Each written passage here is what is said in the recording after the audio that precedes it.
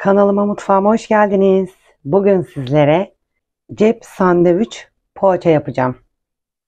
Buyurun yapımına başlayalım. 5 su bardağı unumuzu uygun kabımızın içine aldık ve ortasını açtık. Mayamızı döküyoruz.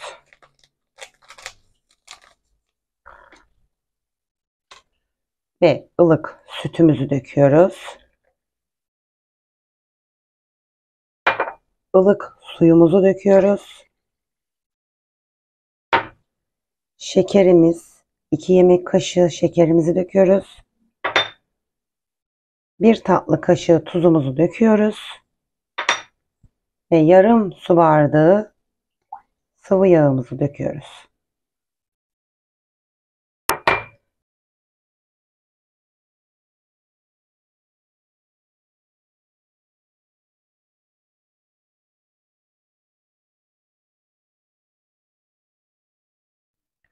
Hamurumuzu 1 saat mayalandırmaya bırakıyoruz. Hamurumuz olağanüstü bir kabarma olmuş.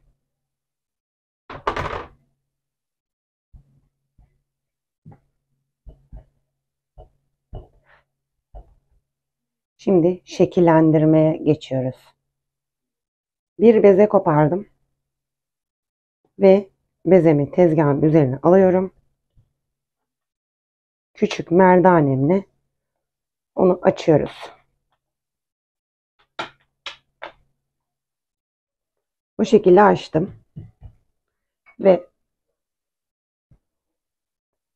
sıvı yağımızı sürüyoruz.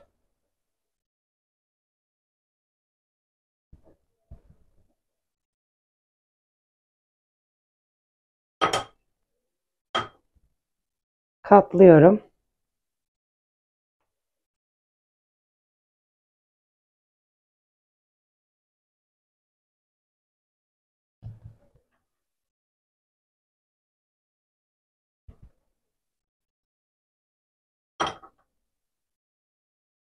Bir daha katlıyorum. Bu şekilde tepsiye yerleştiriyoruz. Evet, şekil verdim. Elimden geldiği kadar cep şeklini vermeye çalıştım. Şimdi yumurtalarımızı sürüyoruz.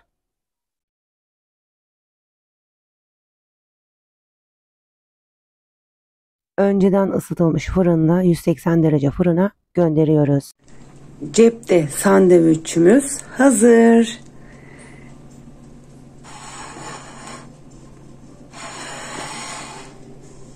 Harika görünüyor. Deneyecek olanlara afiyet olsun. Kanalımıza abone olup yorum yazmayı unutmayın. Desteklerinizi bekliyorum. İzlediğiniz için çok teşekkür ederim. Bay bay.